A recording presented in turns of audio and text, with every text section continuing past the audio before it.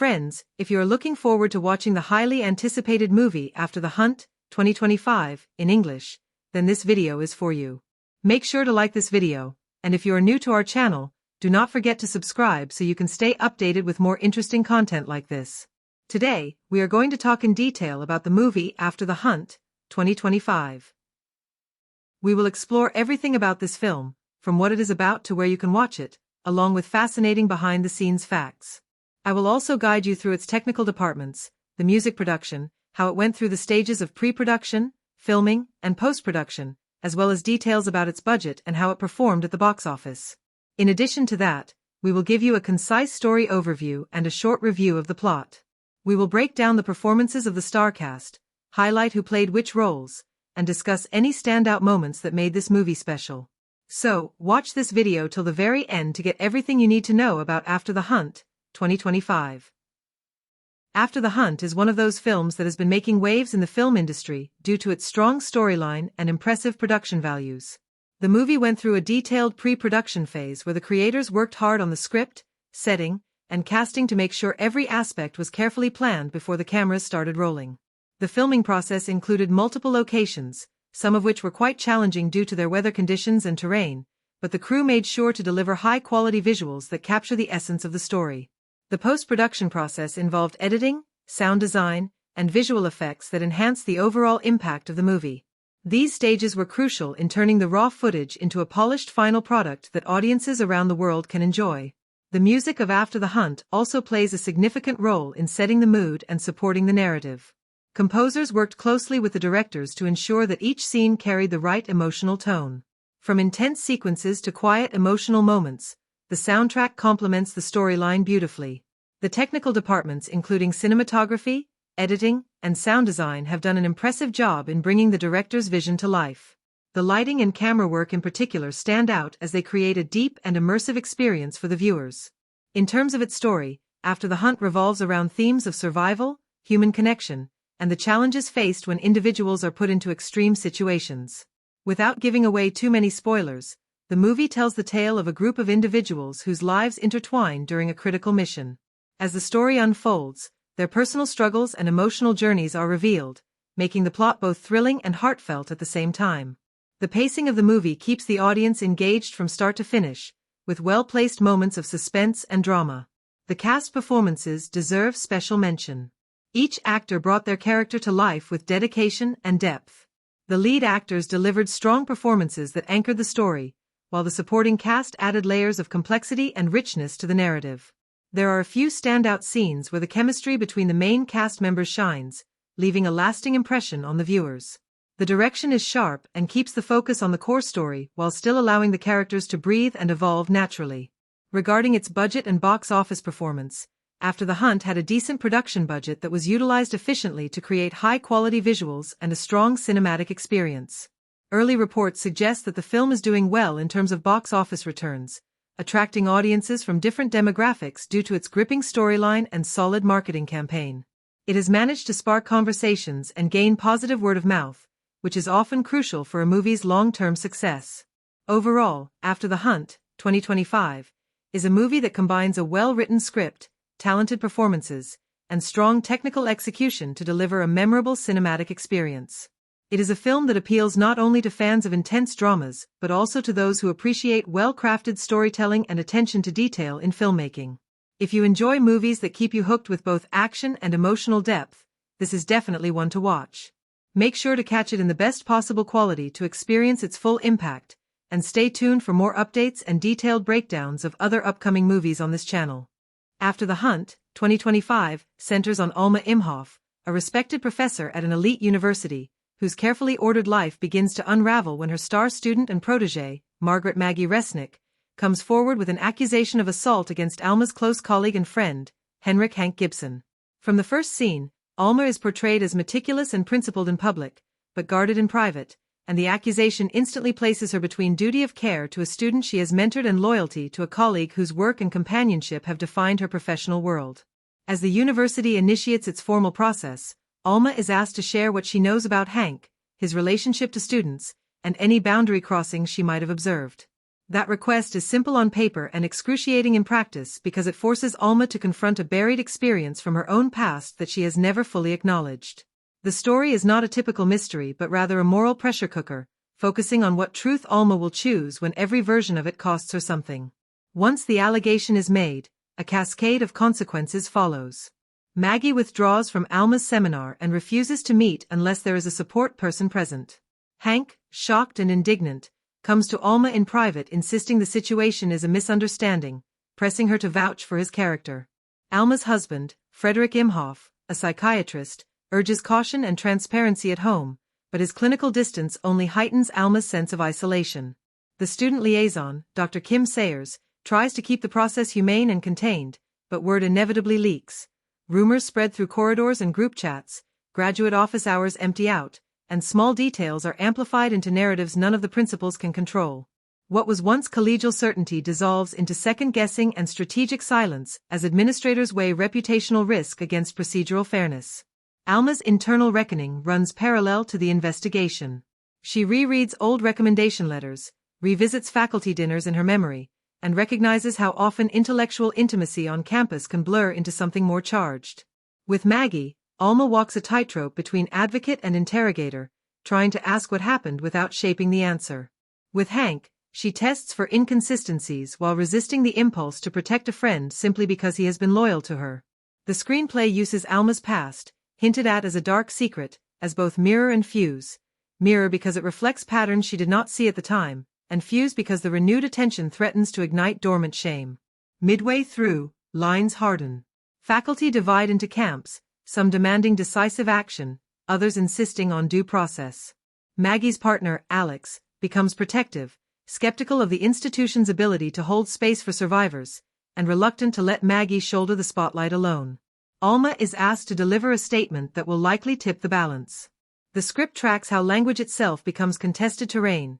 What counts as consent, mentorship, favoritism, grooming, retaliation. The more Alma examines her memories, the more she sees how power circulates in casual invitations, gifts, office doorways left ajar or quietly closed. The film's tension is less about whether Hank did what is alleged and more about whether Alma can articulate what she now believes, knowing it will define her legacy and her relationships.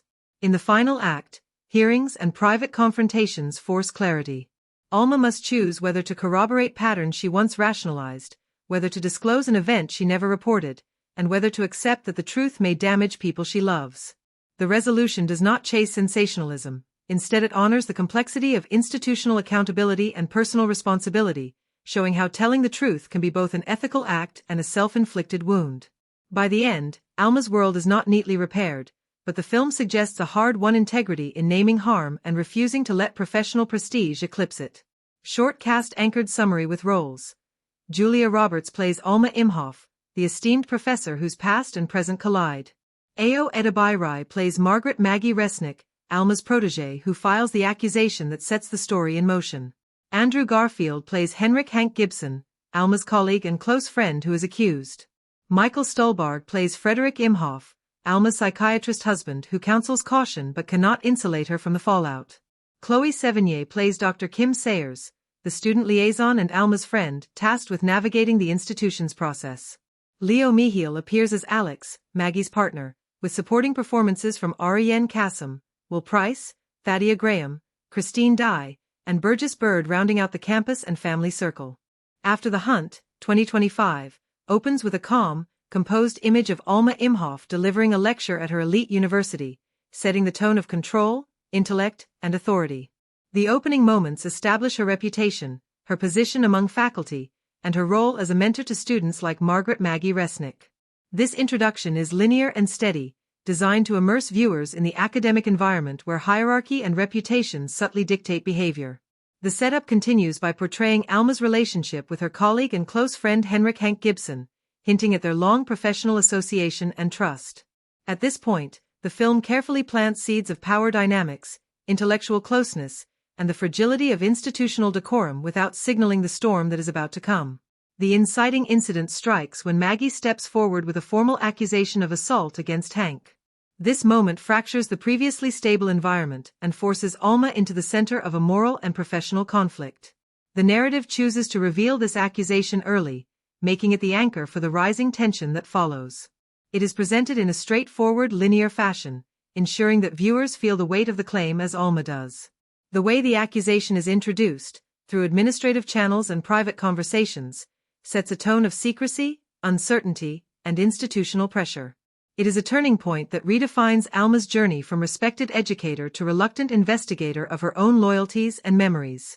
The rising action is marked by Alma's struggle to navigate opposing forces, her duty to support her student and her long-standing loyalty to Hank. As the university begins its inquiry, Alma is interviewed, her emails are reviewed, and she becomes a bridge between two conflicting narratives. The film reveals information through a mix of direct interactions and subtle flashbacks, though it does not overly fragment the timeline. Instead, the brief looks into Alma's past serve as mirrors that complicate our understanding of her decisions in the present. This choice creates an undercurrent of suspense. Viewers begin to question whether Alma has seen this pattern before, whether she has once been in Maggie's position, and why those memories remain buried.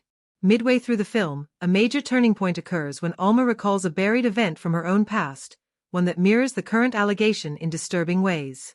This revelation is not an explosive confession but a quiet, deeply unsettling realization that shakes her moral compass. From this point, the narrative tightens. Faculty divisions become more pronounced, with some demanding swift action against Hank and others cautioning against rushing to judgment. Maggie becomes more withdrawn, her partner Alex grows increasingly protective, and Alma's husband Frederick urges transparency but offers little emotional refuge. This middle section carries the film's emotional weight, as Alma is torn between silence that preserves her position and honesty that may destroy both her and Hank.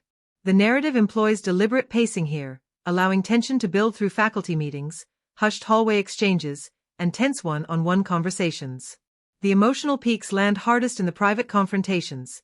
Alma with Hank, who pleads for her defense, Alma with Maggie, who seeks validation but fears manipulation, and Alma with herself, wrestling with guilt and the cost of truth. These scenes are crafted not just to advance the plot, but to expose the cracks in professional and personal relationships built on unspoken rules. As the story moves toward its finale, the hearings begin. Alma is asked to give her final statement, which will tip the balance of the case. The climactic moment is not framed as a dramatic outburst but as a deliberate choice to name what she knows, including the echo of her own past experience. This act is both a release and a rupture. It vindicates Maggie's courage to speak but also ends Alma's era of comfortable neutrality. Hank's reaction, a mix of disbelief and quiet rage, leaves the final encounter between them tense and unresolved. The film concludes with a subdued but powerful beat, Alma walking away from the campus, no longer untouched but not entirely broken. The narrative leaves deliberate gaps, refusing to show a perfectly resolved future, and instead lingers on the cost of integrity in a system built to protect itself. The linear progression, with only minimal use of memory sequences, makes the film accessible while still layered enough for interpretation. The key scenes, Maggie's first disclosure, Alma's private recollection, the faculty standoff, and the final testimony, are essential because they reveal the stakes beneath the surface. The burden of memory, the price of loyalty, and the fragile power of telling the truth. The character development in After the Hunt, 2025, is one of its strongest aspects, carefully constructed to show how each individual either grows, regresses, or exposes their inner truths as the story unfolds. At the center is Alma Imhoff, played by Julia Roberts, who begins the movie as a composed, respected professor with a reputation for fairness and intellectual rigor. Her world appears stable, defined by her mentorship of students like Margaret Maggie Resnick and her close professional relationship with Henrik Hank Gibson. Alma wants to maintain her standing, protect her relationships, and continue her work without disruption. What stands in her way is a moral crossroads triggered by Maggie's accusation, forcing her to weigh loyalty against integrity. Throughout the movie, Alma's arc is shaped by her reluctance to confront her own buried past, the growing pressure from colleagues, and the shifting dynamics with both her student and her accused friend. Small gestures show her evolving state, the way her confident posture in lectures begins to falter, how her pauses in conversation grow longer, and a quiet scene where she rereads an old letter, fingers trembling, signaling the weight of unspoken history. By the end, Alma is not triumphant but transformed, more vulnerable, stripped of certainty, and willing to voice a truth that costs her comfort for the sake of what she now sees as right. Margaret Maggie Resnick, portrayed by Ao Edebairai, is introduced as a talented and ambitious student, eager to carve her place in the academic world under Alma's mentorship. Her initial desire is for acknowledgement and fair treatment, but after her accusation, her want shifts toward being heard and believed in a system she suspects may protect faculty over students. Maggie is not portrayed as overtly confrontational. Instead, her development is marked by cautious courage, the way her body language tightens in meetings, her avoidance of eye contact with Alma in early confrontations, and later her insistence on transparency in the hearings. Maggie changes from a student looking for guidance to a voice forcing accountability, but she does not escape unscathed. Her withdrawal from the academic space hints at the toll it takes. Henrik Hank Gibson, played by Andrew Garfield, embodies the antagonist role not as a clear villain but as a complex, charismatic colleague whose charm masks patterns that are questioned throughout the film. At the start, he is presented as warm, collaborative, and essential to Alma's professional world. His want is preservation of reputation, position, and friendship. As pressure mounts, his veneer cracks. Offhand comments grow sharper, private appeals turn manipulative, and his insistence on being misunderstood reveals a refusal to engage with the gravity of the accusation. Whether he changes is left deliberately ambiguous. The narrative allows space for viewers to decide if his final expression of disbelief is genuine or a mask for unexamined guilt.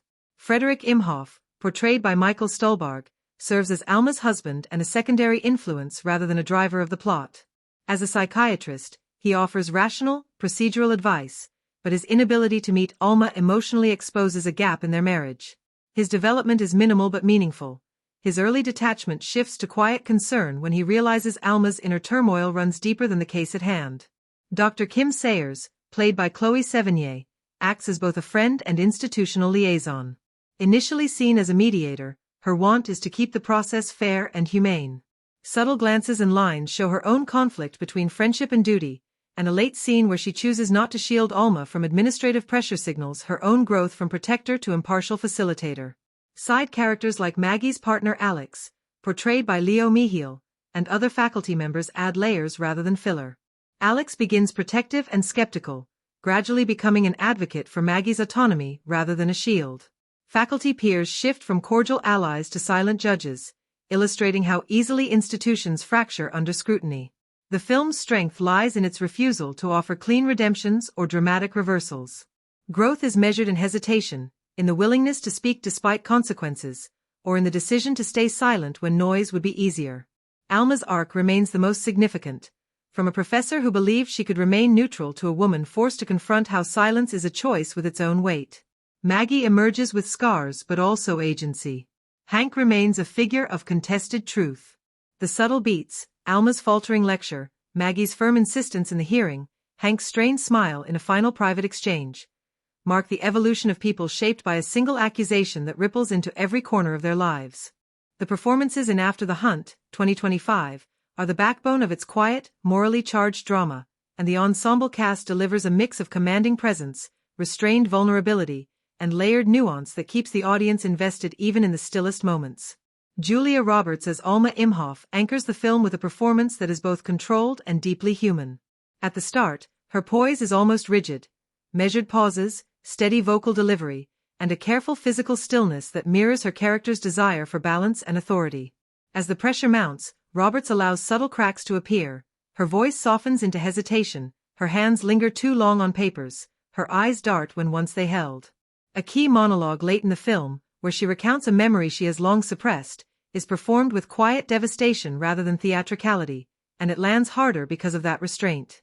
Roberts disappears into Alma not by reinventing her star persona but by folding it into a character who has learned to wield influence gently until it no longer serves her. Ayo Edebiri as Margaret Maggie Resnick brings a contrasting energy, quieter, more coiled at first, then increasingly insistent. Her performance thrives in small, deliberate choices, the tightness in her shoulders when she first raises the accusation, the flicker of doubt when she realizes the machinery of the institution may not protect her, the firm but trembling delivery during a hearing where she refuses to be sidelined. Edebiri does not overplay victimhood. Instead, she layers Maggie's intelligence and fear into something that feels lived in and earned. One of her standout moments is a brief, almost whispered exchange with Alma in a hallway, less than a dozen words, but the way she refuses to make eye contact tells more about betrayal and hurt than any speech could. Andrew Garfield as Henrik Hank Gibson carries the most ambiguous role, and his performance walks a careful line between charm and discomfort. In early scenes, his easy smiles and casual physical proximity read as warmth. Later, those same traits feel invasive, even manipulative. Garfield makes effective use of silence, long looks, an uncomfortably lingering touch on a shoulder, to leave the audience questioning whether Hank is truly innocent or simply adept at appearing so. His best scene is a quiet confrontation with Alma in her office, where his voice drops just enough to reveal both desperation and menace.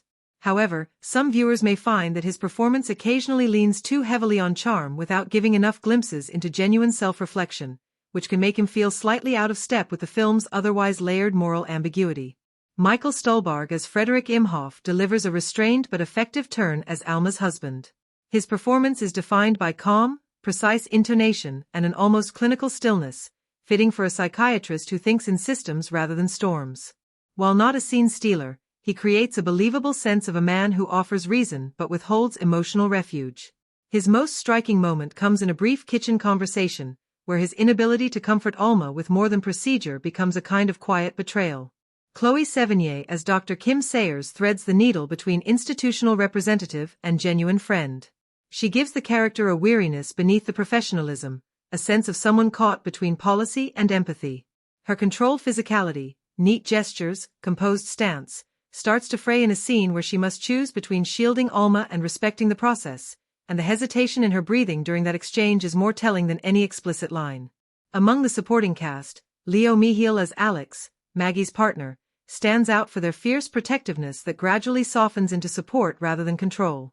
Ariane Kassem, Will Price, Thadia Graham, Christine Dye, and Burgess Bird provide textured background performances that make the university feel like a lived-in ecosystem rather than a sterile set of offices.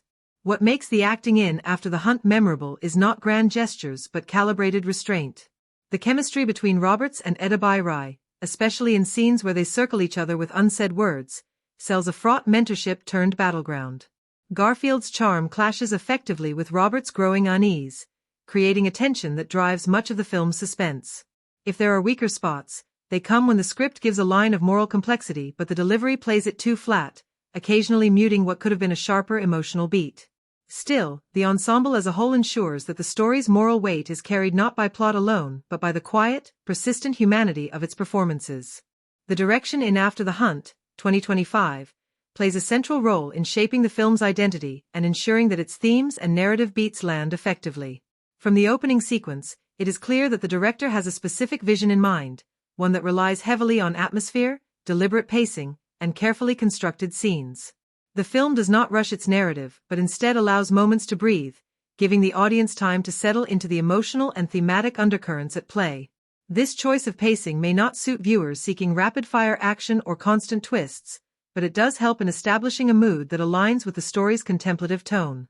The director's command of tone is evident in the way the film oscillates between tension and quiet reflection. There are moments where silence speaks louder than dialogue, where the framing of a scene or the lingering of a camera tells more about a character's state of mind than their words ever could. This subtlety is one of the director's strengths, as it demonstrates a belief in the intelligence of the audience to infer meaning without being spoon-fed exposition. Long tracking shots are occasionally employed to emphasize the passage of time or to immerse viewers in the physical and emotional journey of the characters. These moments create a sense of intimacy, as though the viewer is a silent companion following the protagonist through their struggles. The decision to use such techniques rather than relying solely on cuts and traditional coverage indicates a preference for immersive storytelling, drawing the audience into the film's world rather than merely presenting it as a series of snapshots. At times, the director experiments with abrupt cuts and stark juxtapositions, often to jolt the viewer out of complacency. These choices serve to disrupt the otherwise measured flow of the narrative, signaling a shift in stakes or a turning point in character relationships. While some may find these transitions disorienting, they work to reinforce the film's themes of unpredictability and the fractured nature of human ambition. One of the more striking aspects of the direction is the way actors are guided to deliver restrained yet layered performances. The director appears to favor underplaying over overt dramatization, encouraging the cast to convey depth through minimalistic expressions, pauses, and glances rather than grand gestures or exaggerated dialogue. This aligns well with the story's tone and prevents the film from veering into melodrama. However, this approach does carry certain risks. There are moments where the restraint borders on detachment, leaving some scenes feeling emotionally muted when they might have benefited from greater intensity or urgency. It is here that the director's preference for subtlety becomes a double-edged sword, maintaining consistency in tone but occasionally at the expense of dramatic impact. The staging of scenes also reflects careful thought. Environments are not mere backdrops but active elements in the storytelling. Whether it is a dimly lit room that heightens a character's sense of isolation or a wide, open landscape that underscores their vulnerability, the director uses space to reinforce internal states. Camera placement often mirrors the emotional dynamics between characters, positioning them at distances that reflect intimacy, conflict, or estrangement. In several instances, the direction demonstrates a keen understanding of how visual cues can replace spoken exposition, allowing the film to communicate in a language of images as much as words. Yet, not every decision feels equally confident. There are points where the film lingers too long on certain sequences, risking a slowdown in narrative momentum. Scenes that might have been more impactful with tighter editing sometimes stretch beyond their natural emotional peak, creating moments where the audience's attention begins to drift. This issue, while not pervasive, hints at a director occasionally reluctant to let go of material that may hold personal significance but does not always serve the story's rhythm. Overall, the director's vision is one of deliberate control and thoughtful craft. The film bears the imprint of someone who seeks to elevate its material through visual storytelling, nuanced pacing, and an emphasis on atmosphere over spectacle. While this results in a film that may not cater to every taste, it establishes a distinct identity, one where the choices, whether applauded or questioned, feel intentional rather than accidental.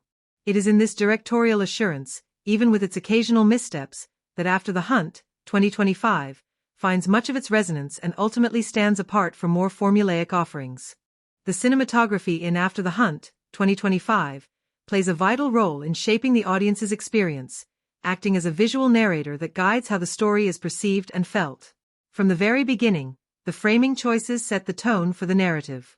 Wide shots are used to establish the sense of scale and environment, giving the viewer a clear understanding of the world in which the characters exist. These wide frames often emphasize the isolation or vulnerability of the protagonists, allowing the landscape to mirror their emotional states. In moments of intimacy or tension, the cinematography shifts toward tighter framing, drawing the audience closer to the characters and their inner struggles. This interplay between wide and close shots creates a visual rhythm that reflects the ebb and flow of the story. Color palettes in the film are carefully curated to reflect its mood and thematic undertones. Cooler tones dominate scenes that carry mystery, loss, or emotional distance, while warmer hues emerge in moments of connection or fleeting hope. This deliberate use of color acts almost as a silent language, communicating unspoken emotions and underlining the contrasts between despair and renewal. There are sequences where color transitions subtly as the narrative progresses, marking shifts in character perspective or revealing hidden tensions. Lighting is another key element that defines the cinematography's impact. Naturalistic lighting is often used to ground the story in realism, with soft shadows and ambient glows adding a lived-in texture to the settings. However, in scenes where emotional stakes are heightened, the lighting takes on a more stylized approach, using stark contrasts or dimly lit frames to create suspense and focus the viewer's attention. Backlighting, silhouettes, and low-key lighting are strategically applied to convey secrecy, inner turmoil, or impending change. Camera movement in After the Hunt is purposeful and varied, adding an invisible hand that guides emotional response.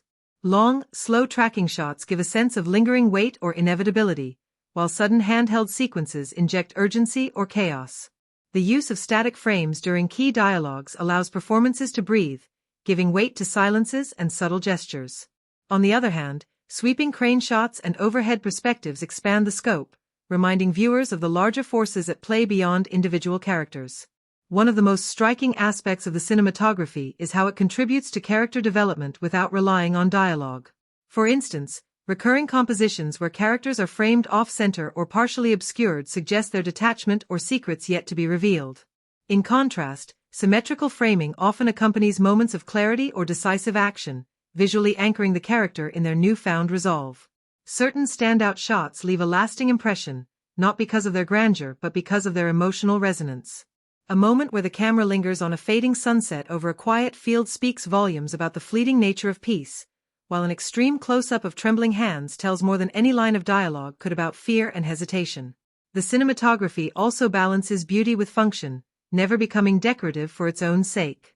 Even the most picturesque frames serve a narrative purpose, whether it is foreshadowing an event, amplifying a theme, or placing the viewer in the same headspace as the characters.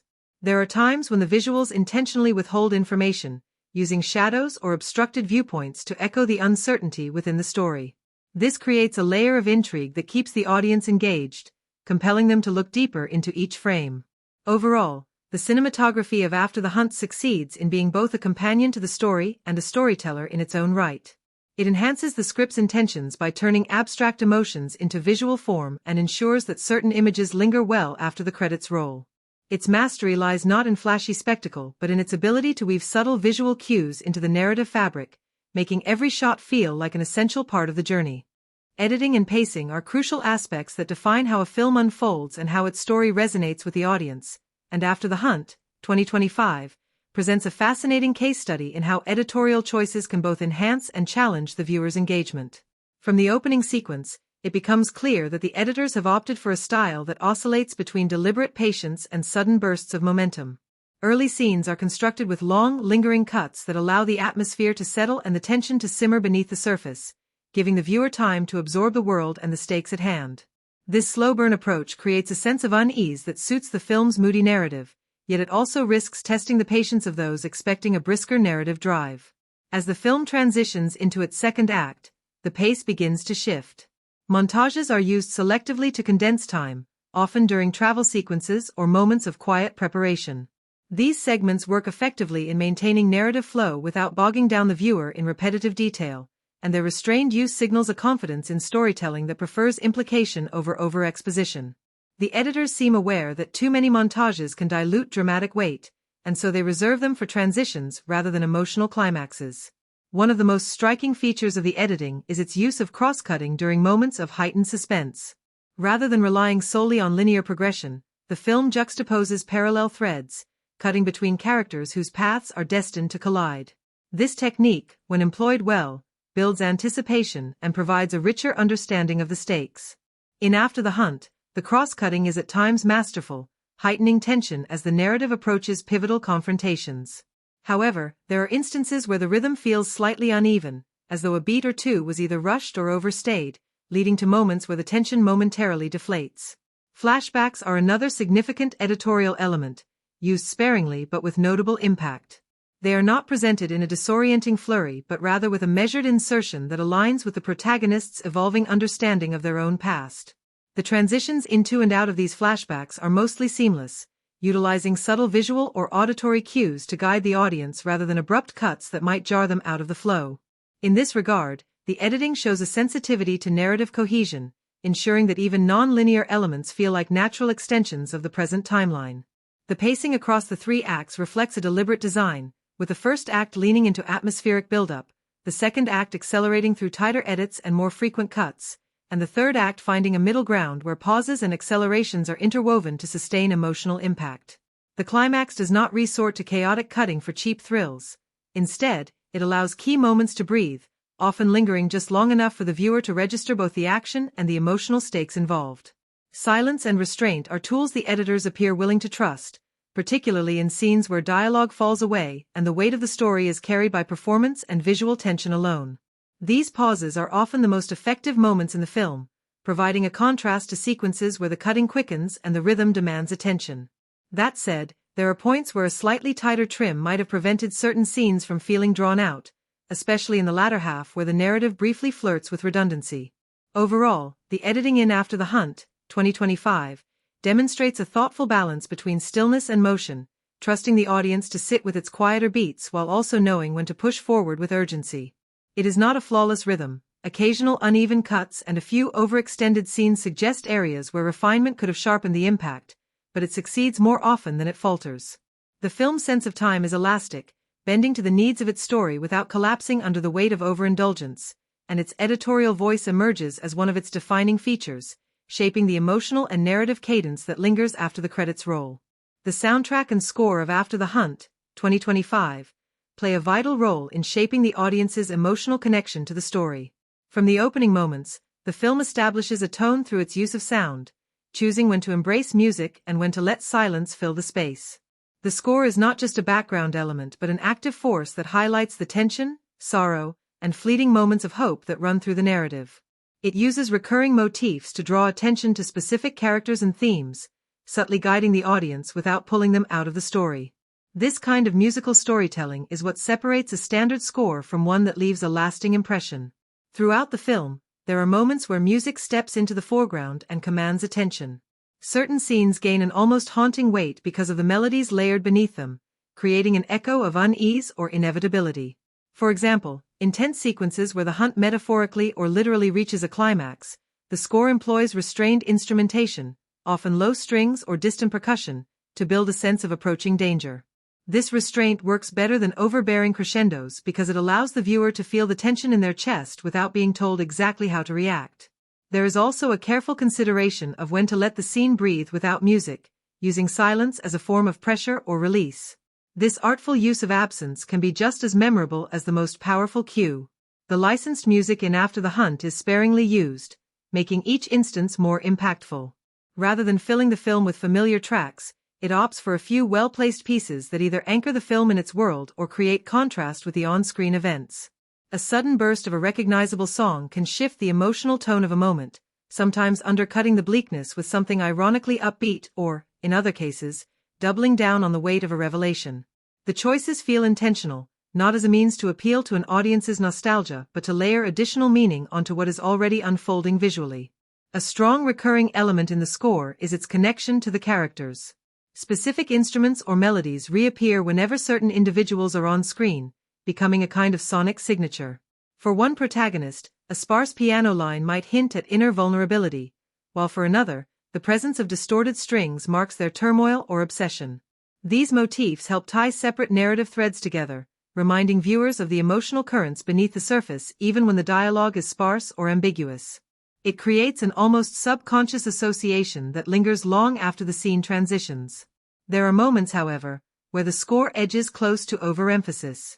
Some scenes that might have carried more impact with subtlety are instead drenched in swelling music that telegraphs the emotion too clearly.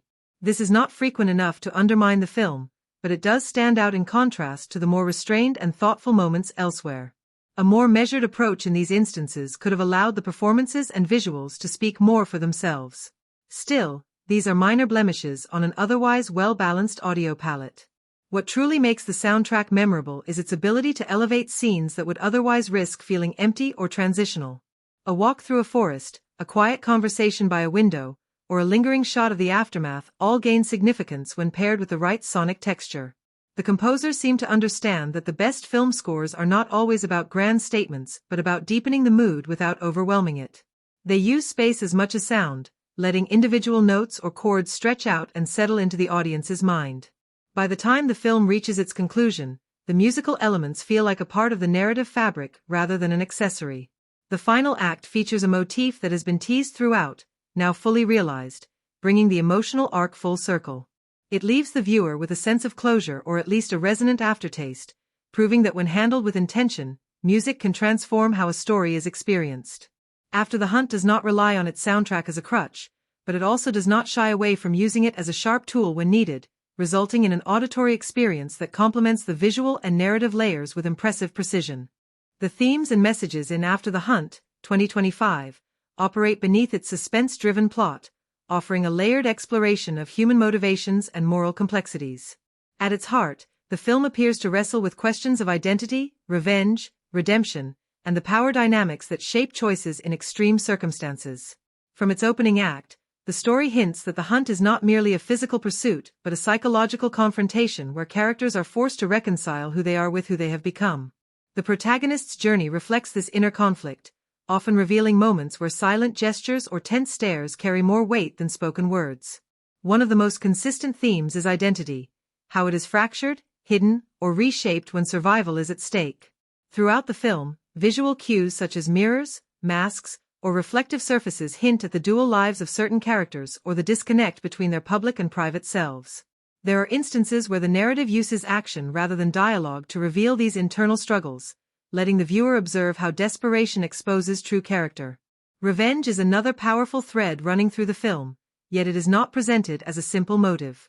Instead, revenge seems to morph into obsession for some, a hollow victory for others, and a catalyst for irreversible consequences. The film challenges the notion of whether vengeance can ever bring closure, or whether it only deepens the wounds it seeks to heal. Redemption, by contrast, is more subtle but equally compelling. Certain characters pursue redemption through acts of sacrifice, forgiveness, or simply by choosing restraint over violence. The story does not always reward these choices, making the theme feel more authentic rather than moralistic. Power is portrayed as both tangible and intangible in After the Hunt. There are clear hierarchies among the hunters and the hunted, but power also manifests in control over truth, manipulation of fear, and the ability to rewrite narratives. Scenes where one character silently asserts dominance over another, through gaze, gesture, or presence, speak volumes about the imbalance that drives much of the tension. Fear permeates the film in both obvious and understated ways. It is the fuel behind many rash decisions and the quiet force that paralyzes moments of potential change. The cinematography often reinforces this, using confined spaces or sudden silences to amplify the sense of dread. Love, though less prominent, appears in unexpected places. It is not always romantic but often protective or desperate. Love for family, loyalty to lost comrades, or fleeting moments of connection in chaos.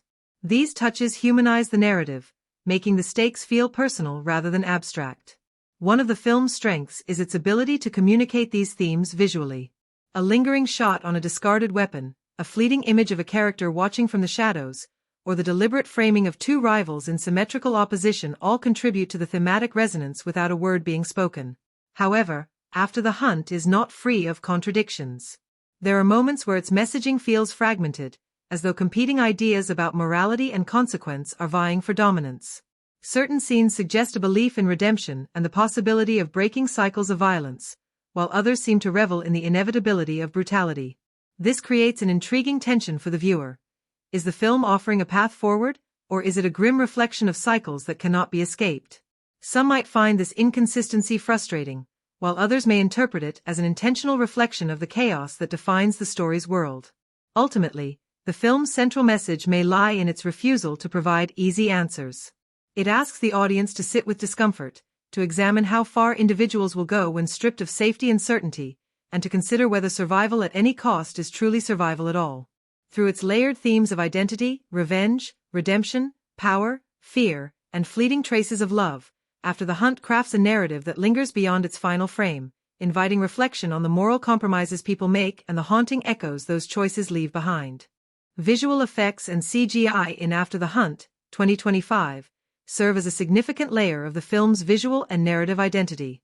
From the opening frames to the climactic sequences, the film employs a blend of practical effects and computer-generated imagery to craft a world that feels immersive without losing its grounding in reality.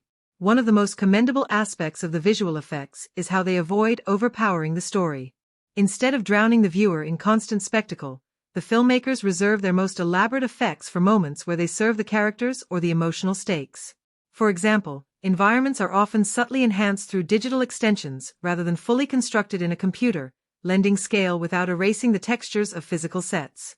These techniques create a sense of continuity that allows viewers to stay anchored in the unfolding events rather than becoming distracted by artificiality. The integration of motion capture and compositing stands out in particular. Characters or creatures that could have easily felt like lifeless digital additions are animated with weight and nuance, often matching the performances of the live actors with surprising precision. This is most visible in sequences where the line between human and non-human interactions blurs, with CGI allowing for transformations or physical encounters that would be impossible to achieve practically.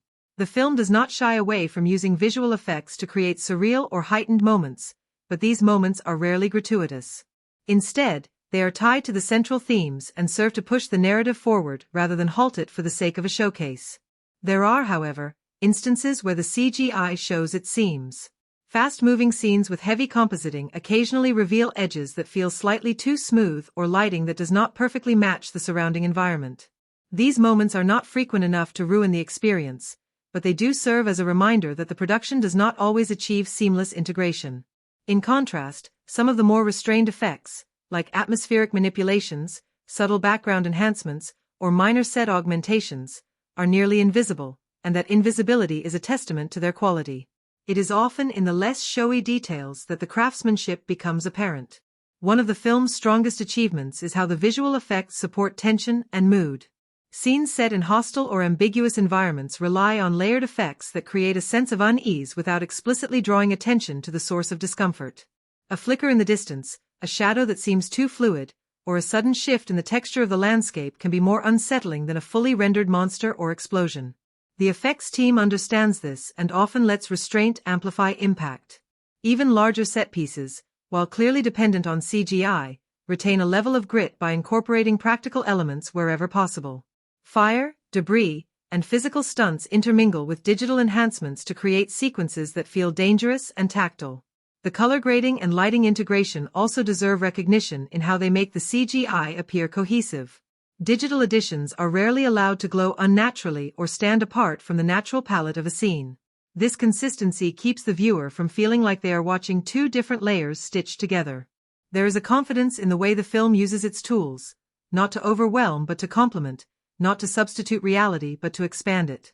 Ultimately, the visual effects in After the Hunt, 2025, are a tool in service of the story rather than the other way around.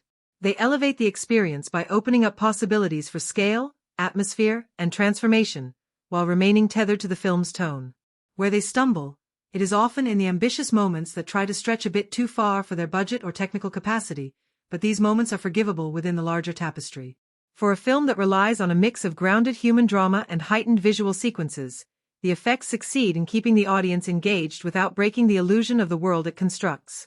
The set design and locations in After the Hunt, 2025, play a crucial role in shaping the film's authenticity and atmosphere, grounding its narrative within environments that feel both lived in and cinematic. The production team has clearly paid attention to how each space, whether a cramped interior or a sprawling landscape, reflects the emotional state of the characters and the tone of the story. From the first moments, the sets establish a sense of place that feels consistent with the film's world. Cramped apartments with peeling wallpaper, dim lighting, and cluttered personal belongings speak volumes about the characters' struggles and histories. These intimate spaces reveal the wear and tear of their lives, using props like old photographs, frayed curtains, or worn-out furniture to give a lived-in texture that cannot be faked by minimal decoration alone. Each prop seems selected to contribute to a sense of narrative continuity, with items that suggest memories, habits, or even regrets of the people inhabiting them. The use of real locations versus studio builds is another notable aspect of the film's design. Where possible, the production makes strong use of existing environments, lending them an organic quality that resonates with viewers. Sweeping rural landscapes, abandoned industrial areas, or gritty urban streetscapes are framed in ways that emphasize scale or isolation, depending on the mood the story demands. Studio-built sets, on the other hand, are used sparingly but effectively, especially for scenes requiring precise control of light, space, or practical effects. The transition between real and constructed environments feels seamless, never calling attention to itself in a distracting way. Instead, it creates a coherent geography that the audience can believe in, a world that feels functional rather than fabricated. Small design choices add layers of meaning throughout the film. A particular color palette in a recurring location may hint at nostalgia or foreboding. Repeated motifs in props, like a certain type of artifact, tool, or piece of furniture, suggest themes of decay, survival, or continuity. Even the way windows are dressed or walls are textured plays into the film's mood, letting light and shadow interact to create tension or calm. The filmmakers seem acutely aware of how negative space within a set can convey emptiness or how clutter can evoke entrapment, using such contrasts to mirror the emotional stakes at different points in the narrative. Exterior locations are treated with equal care. The film does not simply rely on scenic backdrops but integrates them into the story. Fields, forests, or coastal areas are not just pretty or ominous landscapes, they serve as stages for the unfolding drama. A windswept hilltop may underline a character's isolation, while a densely wooded area can heighten a sense of pursuit or entrapment. The camera often lingers on environmental details, rusted gates, weather-beaten signs, remnants of past use, that add subtle history to the world. These touches make it feel like the film's events are part of a larger continuum rather than a self-contained fiction. Another strength lies in how the set dressing supports the actors' performances. Rooms are arranged to guide movement naturally, giving performers the ability to interact meaningfully with their surroundings. A desk with scattered papers invites investigation, a corridor lined with flickering lights forces hurried movement, a table set for a meal that never happens suggests absence or disruption. These choices do not merely decorate the background but become extensions of the narrative itself. Ultimately, the set design and location selection in After the Hunt, 2025, succeed because they serve the story rather than overshadow it. The production design avoids the trap of being overly polished or theatrical. Instead, it feels integrated, almost invisible in its effectiveness. The attention to detail, from the choice of real-world settings to the thoughtful placement of a single prop, creates a layered and immersive experience. Viewers may not notice every individual design decision, but they will feel the cumulative effect, a world that breathes, remembers, and reacts to the character's presence. This subtle craftsmanship anchors the film's mood, allowing the story's tension, drama, and emotion to unfold in spaces that feel as tangible as the people inhabiting them.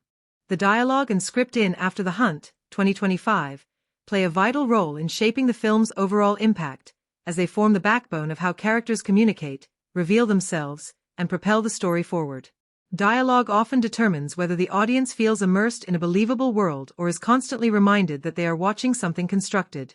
In this film, the script oscillates between moments of sharp, authentic exchanges and others where lines feel a little too deliberate or explanatory, almost as if the characters are speaking more for the benefit of the audience than each other.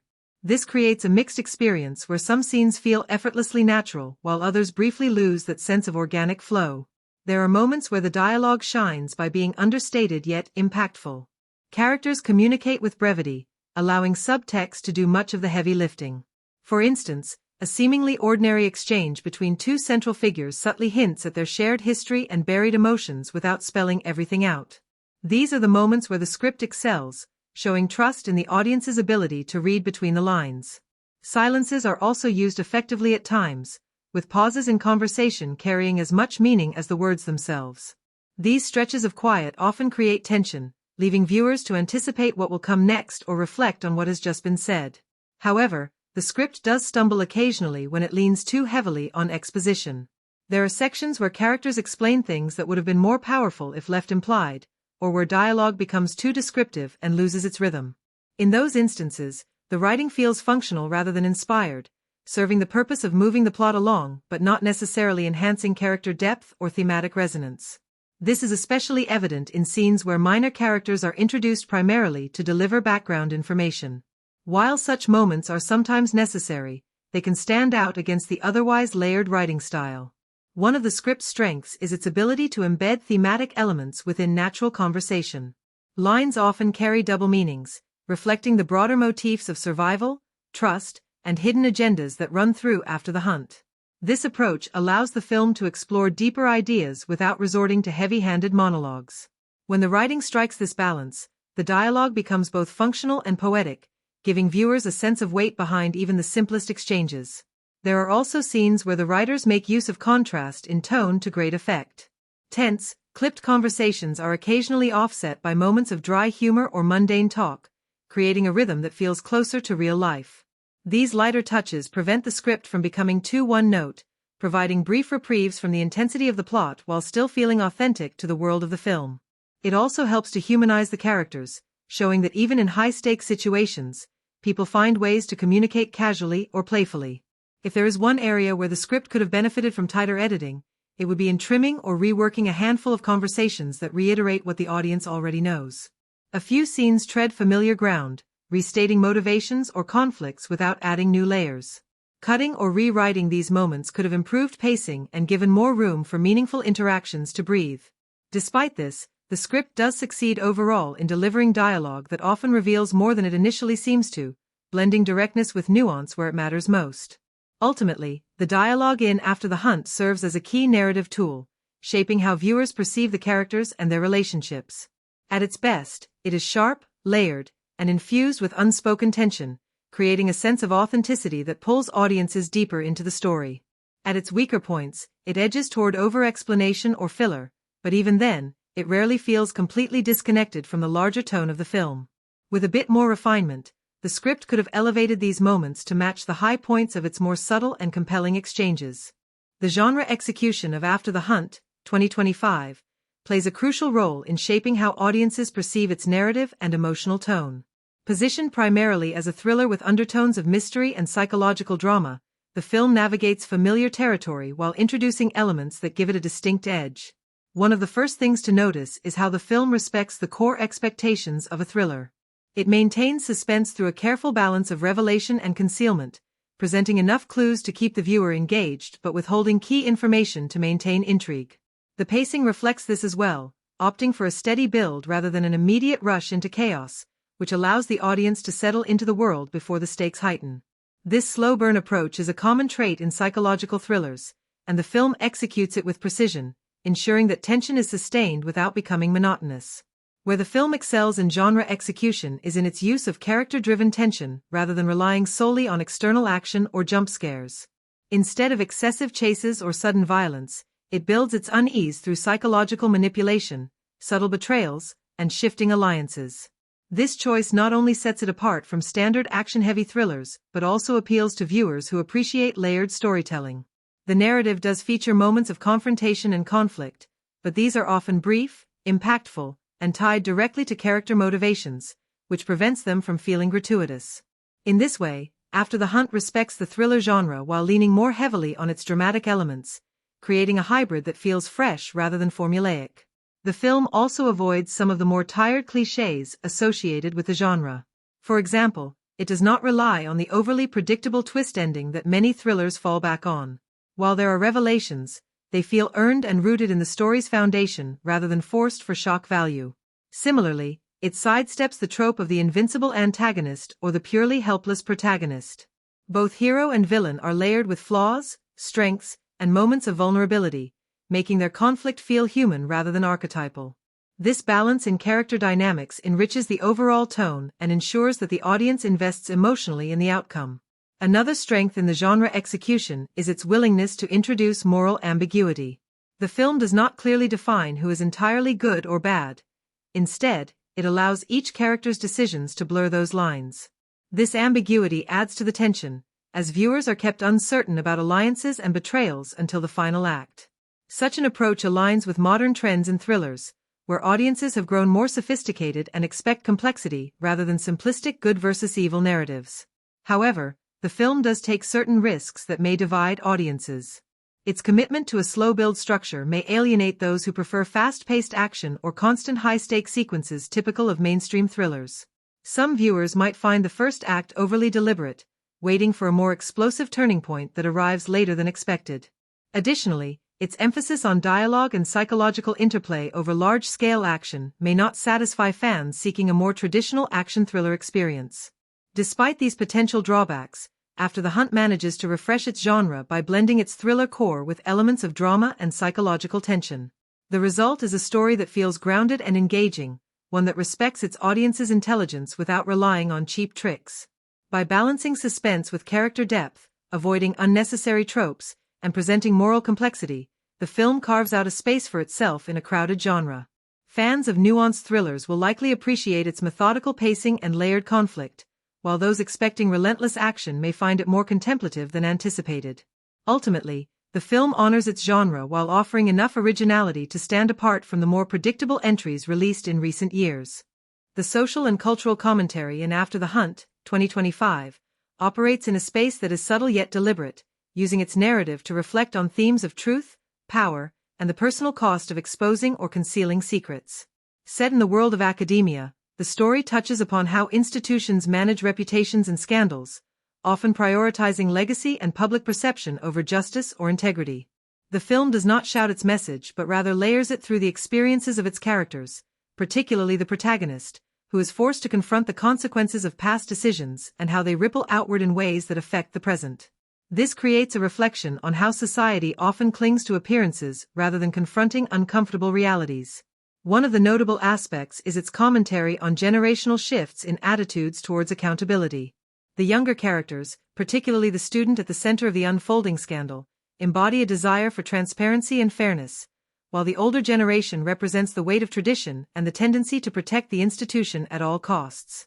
This mirrors real-world conversations about how institutions, whether educational, political, or corporate, navigate the changing demands for accountability in the modern age. The movie subtly examines the gender dynamics at play within positions of power. It does not overtly villainize any single character but suggests how power structures can marginalize voices and perpetuate inequality, even under the guise of progressivism. The lead character's struggle reflects the pressures placed on women in positions of authority, often judged more harshly when it comes to decisions that impact reputations or when past mistakes resurface.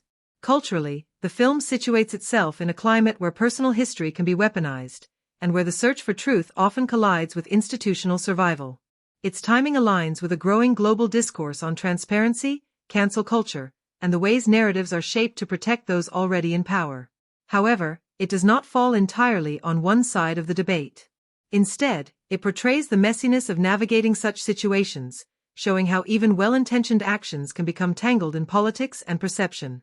The film also reflects on the cost of silence, how keeping secrets or choosing not to act can be just as damaging as the original transgression.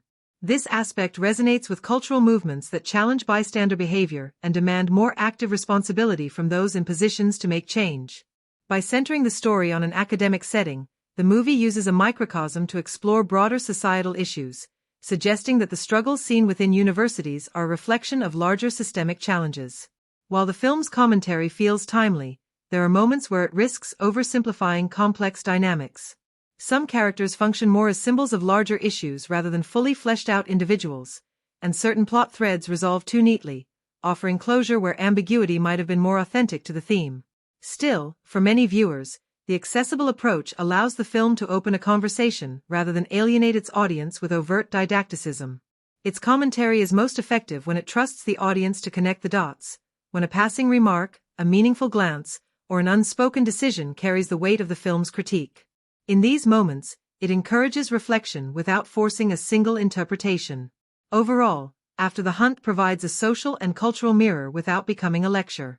It engages with timely questions about truth, power, and the price of transparency, leaving viewers to ponder how much has truly changed in the institutions that shape our lives and how much remains unspoken, waiting for the next moment of reckoning. Audience engagement in After the Hunt, 2025, is driven by its ability to balance tension, emotional stakes, and unpredictable twists in ways that resonate with different types of viewers.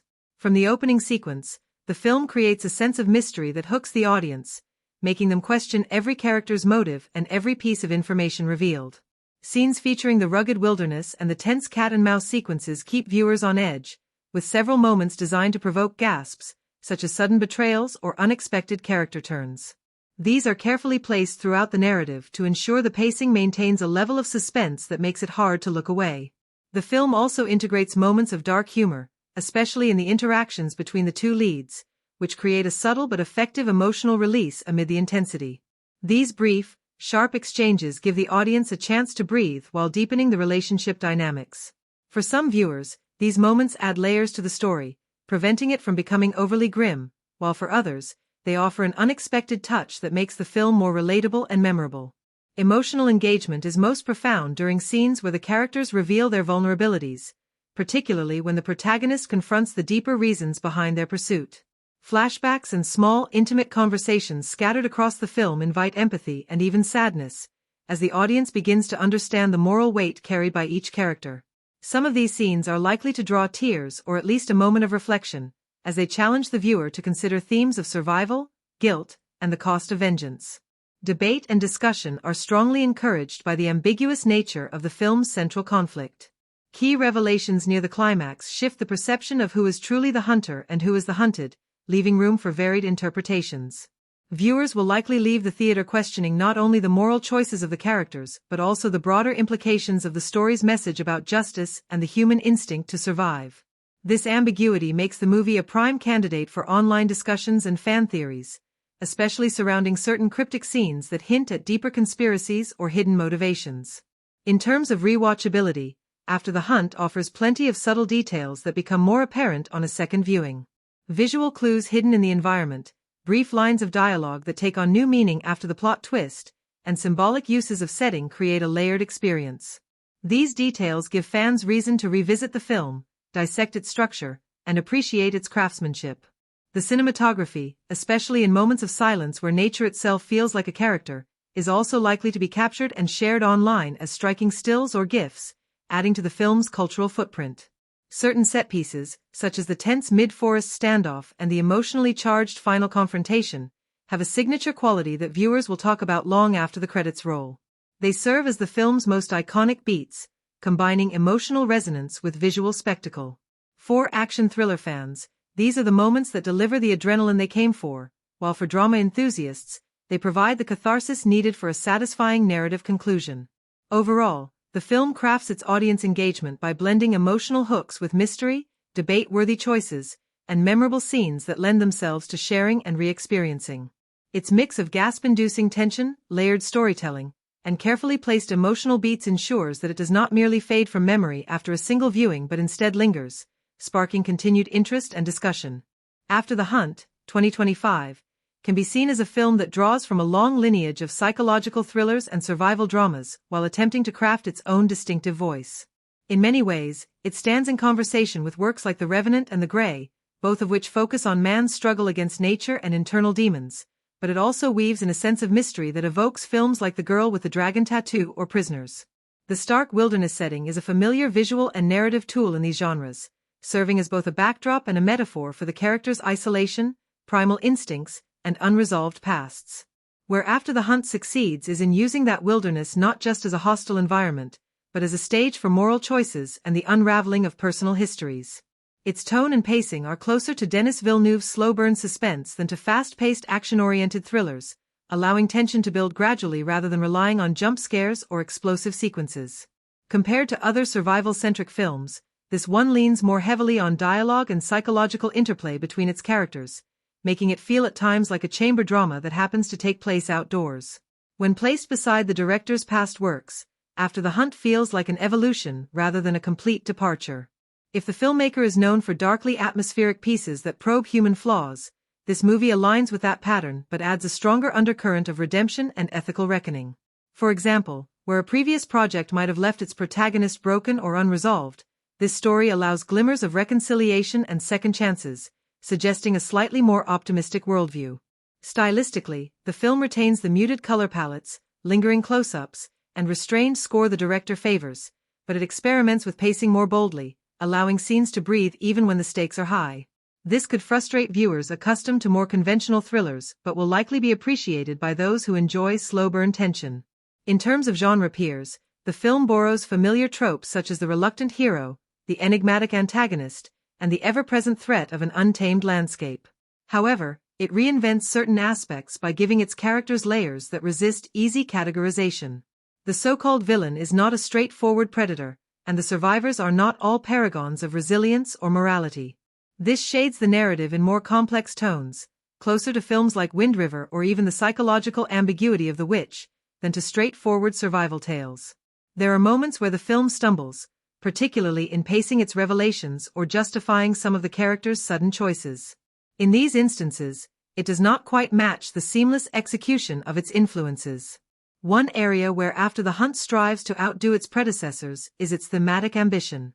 It uses its setting and storyline not just for survival thrills but to question legacy, accountability, and the weight of unresolved trauma. This puts it in a slightly different category from pure survival films, edging it toward the territory of morality plays or character-driven mysteries. That said, it occasionally over-explains its themes through dialogue that feels a bit too pointed, which might draw criticism when compared to more subtly crafted works. The film's place within a broader cinematic conversation is therefore one of both homage and experimentation. It clearly respects the survival thriller tradition but resists being trapped by it, opting for an introspective approach that rewards patient viewers. In comparison to similar films, it may not deliver the visceral immediacy of a full-on wilderness chase nor the intricate puzzle box plotting of top-tier mysteries, but it offers a hybrid that resonates with both. For those familiar with the genre, its strengths lie in its willingness to slow down, in its morally gray character arcs, and in its lingering sense of unease that does not neatly resolve even when the final act closes. The film After the Hunt, 2025, makes extensive use of symbolism and metaphors to convey deeper meanings beyond the surface narrative. Throughout the movie, objects, colors, and recurring motifs play a significant role in shaping the viewer's understanding of the characters and the world they inhabit. These elements are carefully placed within the scenes to subtly communicate ideas about loss, identity, and the tension between survival and morality. One of the most striking visual symbols in the film is the use of water. From the opening sequence where rain cascades over a desolate landscape to the recurring imagery of rivers and reflections, water represents both cleansing and concealment. For some characters, it is a sign of renewal or the possibility of escape, while for others it serves as a mirror to the burdens they cannot wash away. The director uses water as a silent witness to the character's decisions, often framing key turning points near riversides or under heavy rain, reinforcing its thematic importance. Colors also serve as metaphors throughout the movie. The muted earthy palette of the wilderness contrasts with sudden bursts of crimson and gold, each shade reflecting a shift in tone or stakes. Red frequently appears in moments of danger or moral compromise, while golden light is reserved for fleeting instances of warmth, memory, or imagined peace. These colors are not random but recur in specific narrative arcs, helping the viewer connect emotional beats without overt exposition. Repeated images, such as the motif of the broken compass, are another layer of symbolism. The compass, introduced early as a practical tool for navigation, evolves into a metaphor for the character's lost sense of direction, both literal and moral. As the story progresses, the damaged compass is passed between characters, each interpreting its broken needle differently, representing the clash between instinct, loyalty, and survival in a lawless environment. Certain objects gain symbolic weight through their absence as well. An empty chair left in a cabin, a missing locket mentioned but never shown, or a trail of footprints that stop abruptly all hint at losses and unresolved histories that haunt the characters. These understated details reward attentive viewers, inviting them to read between the lines of the dialogue and consider what is left unsaid. Some symbols are deliberately left unresolved, encouraging debate and multiple interpretations. A recurring owl sighting, for instance, may represent fate watching over the hunters or the prey, or it could simply be a natural predator inhabiting the same space. By leaving such symbols open-ended, the film maintains an air of mystery that lingers even after the credits roll. The integration of these metaphors does not feel forced because they are rooted in the world's texture. They appear as part of the environment rather than intrusive narrative devices.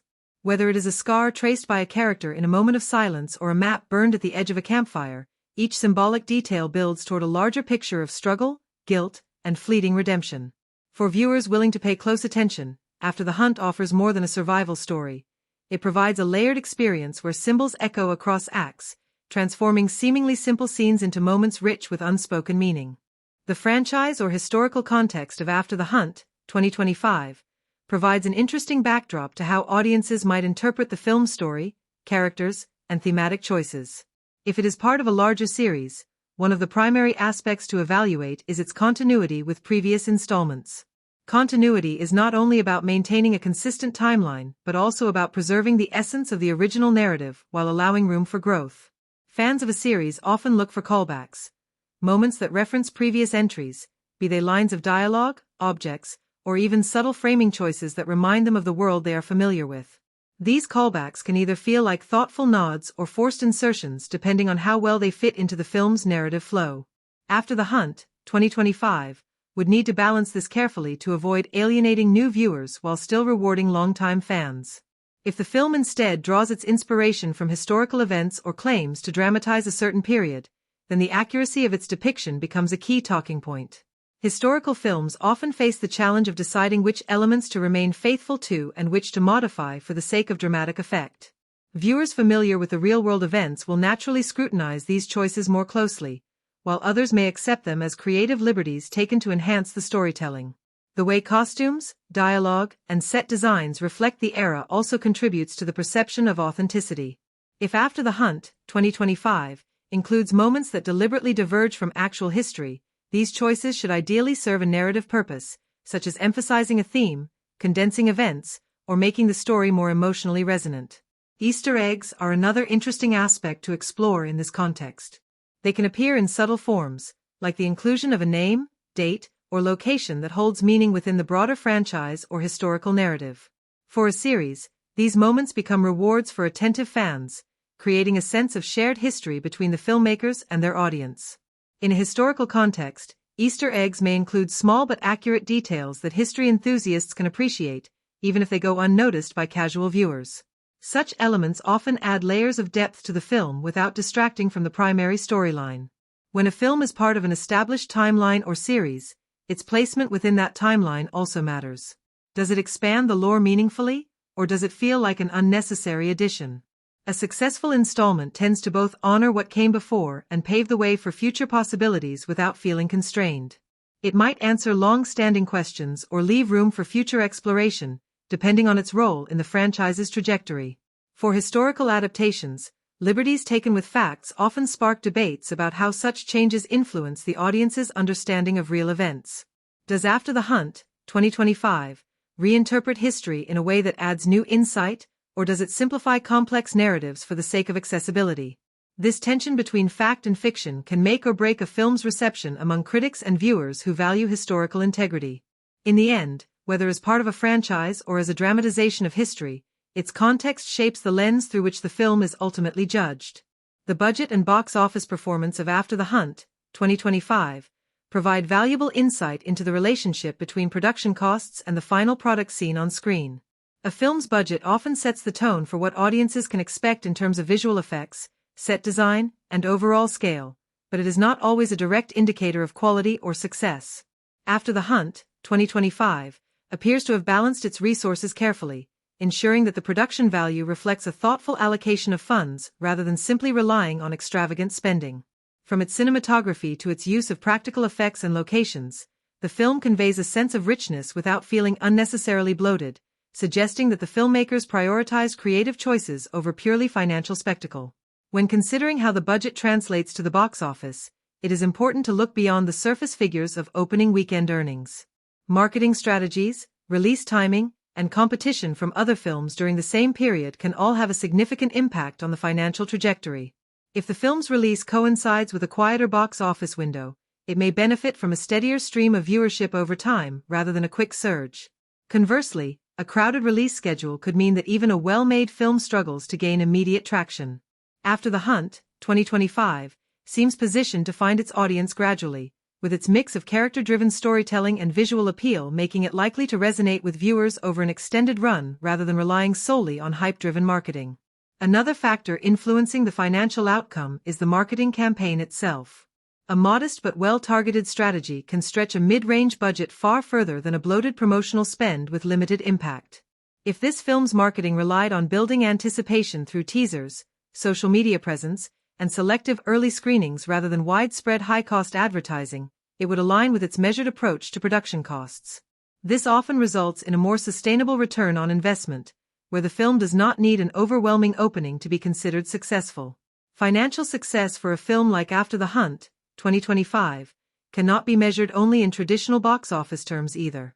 Ancillary revenue streams such as streaming rights, international distribution deals, and eventual home media sales all contribute to the overall picture. Even if the initial theatrical numbers are moderate, the long-term performance across multiple platforms can ensure that the film achieves profitability. In this way, the production can be seen as having punched above its weight if its budget was modest relative to the attention and discussion it generated. Ultimately, the film demonstrates how strategic resource management, intelligent marketing, and a focus on storytelling over unnecessary excess can create a strong presence in the market without depending entirely on blockbuster-level spending.